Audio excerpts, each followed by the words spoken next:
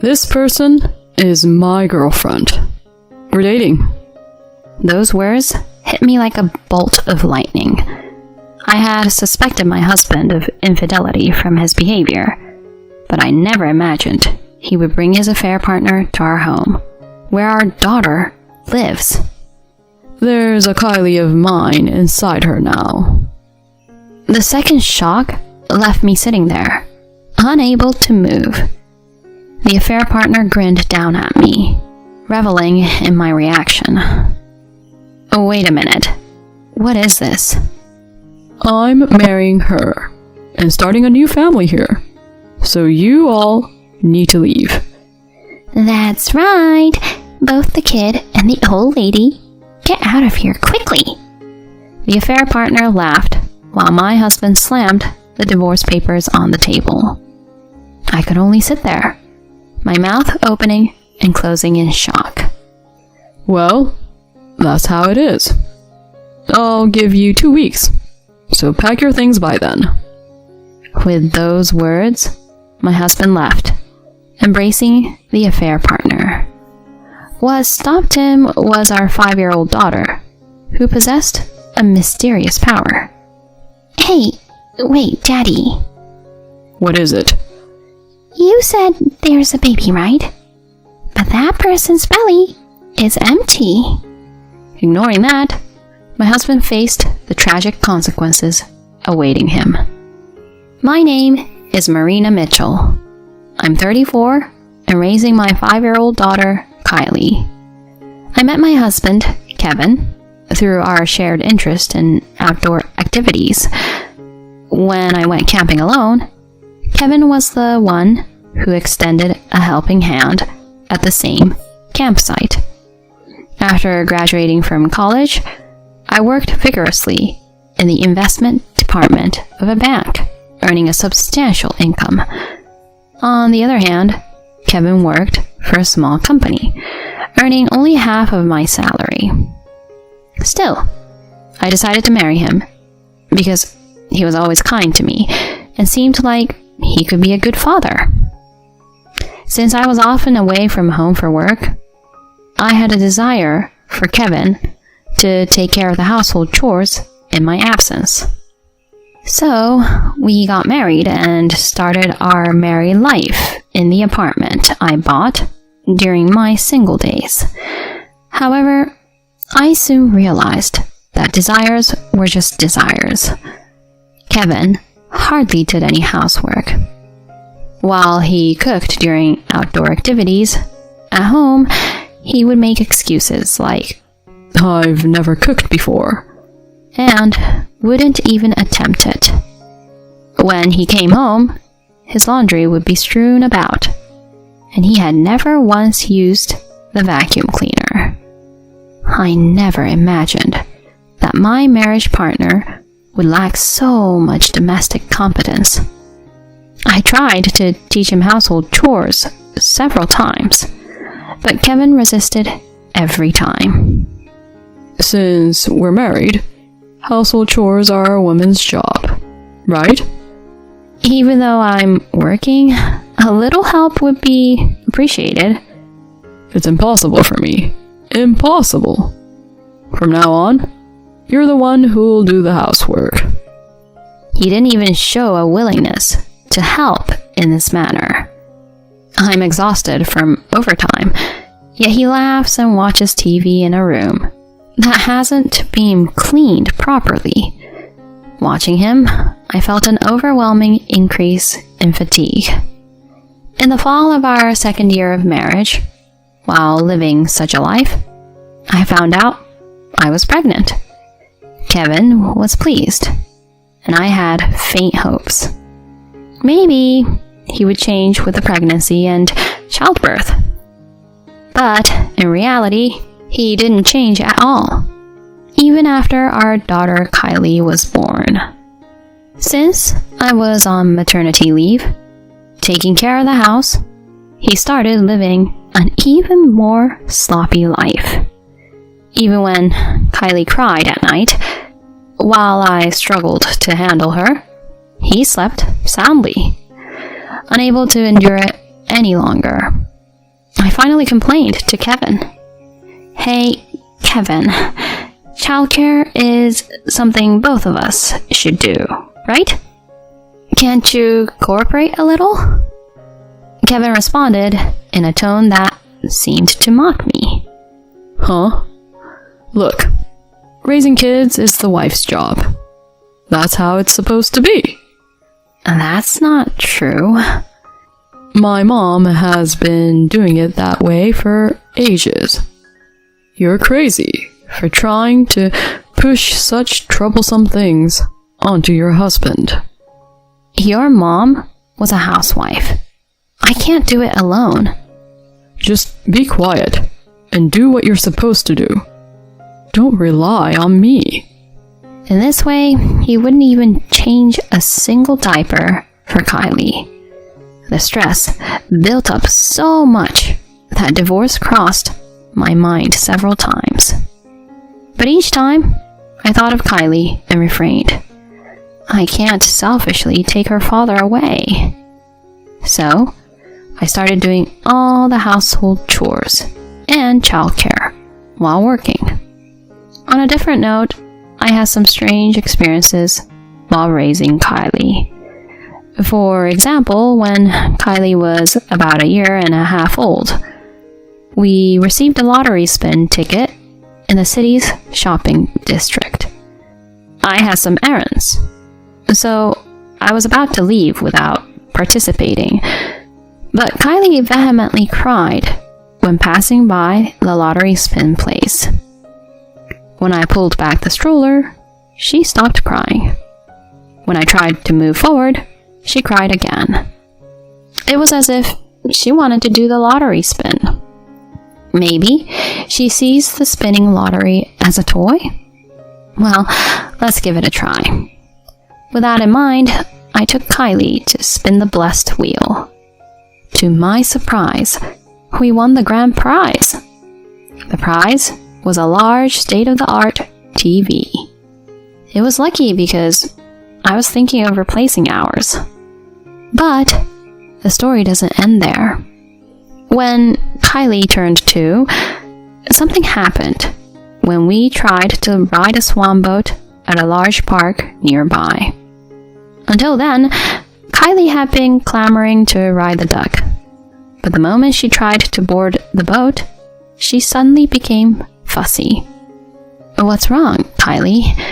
You were so excited about riding it. I don't like it. If I ride the duck, the water will bubble up and it'll be scary.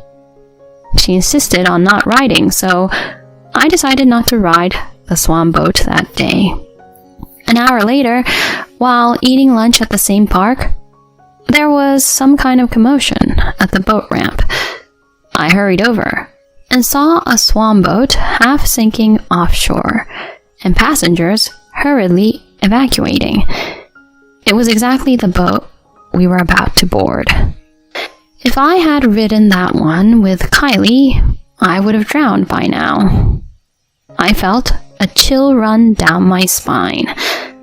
After that, Kylie's mysterious remarks continued. She would say things that sounded like prophecies or even discern someone's secrets. She even said something like this in front of my parents. Grandpa doesn't have money. It seems he spent it on horse racing. When I questioned my father, it turned out he had gambled the previous day and used the household money. And then my father was thoroughly scolded by my mother. This child must have some mysterious power. Over time, I became convinced of this.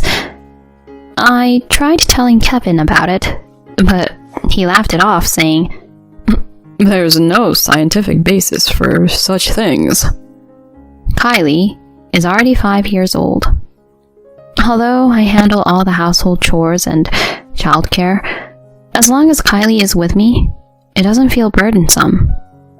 I was thinking that we could continue living peacefully. Just when I was thinking that way, shadows began to appear little by little in our peaceful daily life.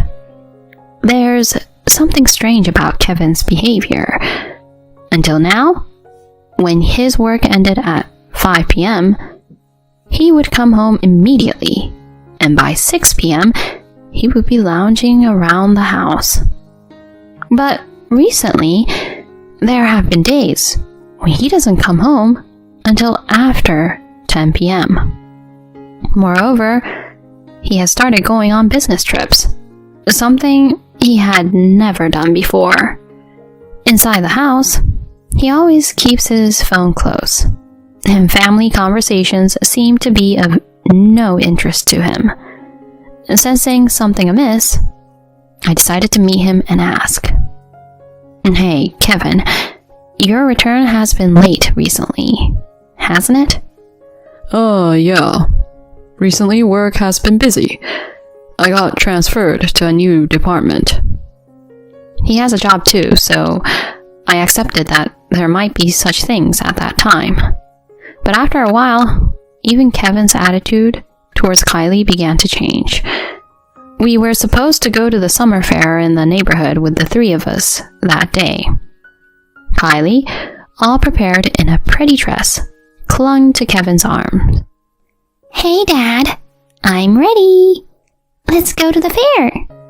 But then Kevin, looking bothered, brushed off Kylie and said, What's the matter? Such a hassle. I'm not going to the festival. Kylie looked surprised, but immediately welled up with tears and started trembling. I quickly embraced Kylie and criticized Kevin. We had plans from before, didn't we?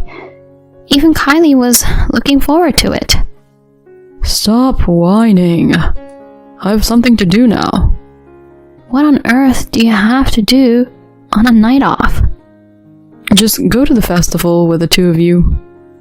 My husband spat out those words and then went off somewhere in a hurry. In the end, I went to the festival with Kylie alone.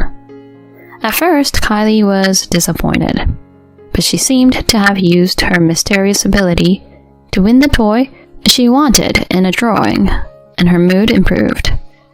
That toy looked just like a real mobile phone and could take photos and record audio. While I smiled, watching over Kylie deep down, I held a grudge against Kevin. And then, just 3 days later, in the evening as Kylie and I spent time together, Kylie, playing with the toy she won at the festival, suddenly looked up. "Mom, a visitor is coming." "Huh?" And just 1 minute later, Kevin returned home. Behind him was a flashy-looking woman I didn't recognize. "Kevin, who is this person?" "Wow, so this is your house, Kevin. It's a pretty nice apartment." Ignoring what I said, the woman boldly entered the house. Meanwhile, my husband hugged the woman's shoulders and said something. This is Olivia Adams. We're dating. Those words hit me like a bolt of lightning. I had suspected infidelity from my husband's behavior, but I never expected him to bring his affair partner, the person herself, into our home with our daughter. Hey, what are you saying in front of Kylie? Kylie, listen carefully. Right now, Olivia is carrying my child. Faced with the second shock, I involuntarily sat down, overwhelmed. The woman, Kevin's affair partner, looked down with a smirk at my state. Wait a minute. What is happening? I'm getting married to her, and we'll live here as a new family. So you guys, get out. That's right. Both the kid and the old lady get out of here, quickly. His affair partner smirks and laughs as he slams the divorce papers on the table. I could only sit there with my mouth agape. Well, that's how it is. I'll give you 2 weeks. Pack your things by then. He said that and tried to leave, hugging Olivia. What stopped him was Kylie. who possessed a mysterious power. Hey, wait, Dad. What is it? You said there's a baby, right? But that person's belly is empty. Huh? Kevin and Olivia exchanged glances, looking uncomfortable, and then looked at Kylie. What is this child saying? Having a daughter like this is disgusting. I'll discard her and make a new one. Stop saying such things to Kylie. I shouted while holding Kylie, but the two left the house together. In the quiet room, Kylie looked at me and said softly, Mom, we don't need a dad like that anymore, right? It's okay, so let's live together, just you and me. Kylie. Holding my daughter again, flames were burning fiercely in my heart. You betrayed the family and impregnated that woman, so get out. I won't forgive this. I will definitely show them a thing or two. I started taking action from the next day. And then, 2 weeks later, after Kylie went to sleep, our house door was being knocked on loudly. Standing outside was Kevin, his face flushed. Yes, what's the matter? Just open the door. We need to talk. In the living room, Kevin was suddenly yelling at me. What the hell do you think you're doing? Sending a certified letter to my workplace? Well, I didn't know where you were. It seemed like the only option. And how did you even find Olivia's address? I had immediately hired a private investigator to uncover the identity of Olivia, the bar girl Kevin was involved with. Determining her address was also an easy task. To claim alimony from them, I promptly sent a certified letter. It's easy to find out such things. As stated in the notice, you will soon make alimony payments. What do you mean? If you don't like that, I'll take you to court. So be prepared for that. Kevin, turning red and trembling, suddenly spoke as if mocking. Court? You didn't even know I was cheating on you. Where's the proof? I silently confronted Kevin with something. What? Kylie's toy? What about it? I pressed the button on the toy, and the audio started playing. That day, Kevin told me the truth. What is this? Kylie was recording. The audio confession data is solid evidence of the affair. Yes, Kylie was recording what happened that day using the toy's recording function. When it was presented to me, even I was genuinely surprised. Ugh. Moreover, you two have been meeting for the past 2 weeks, right? I've hired a private investigator to capture images of you entering her house. It's too late for excuses now. When I stated this clearly, Kevin began saying outrageous things. Fine, I'll give you this house then. So spare me from alimony. Huh? What are you talking about? This house was originally mine, wasn't it? Huh? Isn't the house shared property once you're married? So through property division... Seeing Kevin's bewildered expression, I couldn't help but be utterly amazed. You know, only assets acquired after marriage are subject to property division. I bought this apartment when I was single, and the title is in my name. You have no right to claim it. What? No way. Kevin is quite shocked. It seems he was under the impression that the apartment truly belonged to him. After contemplating for a while, he knelt down at my feet. Marina, please, forgive me. I've been told to pay alimony for Olivia, and if I pay for both, I'll go bankrupt. I have to raise our child from now on, I beg you. Huh? My anger reached its peak at his selfish remarks. What are you saying, you scumbag? You abandoned me and Kylie, yet you dare say such things? I'll be the one to cast away someone like you. Be prepared. I will definitely collect alimony and child support from you. Seeing my reaction, Kevin let out a short scream and fled to the entrance. I chased after him and called out to Kevin, who was about to leave through the entrance. You know, shall I tell you something? What is it?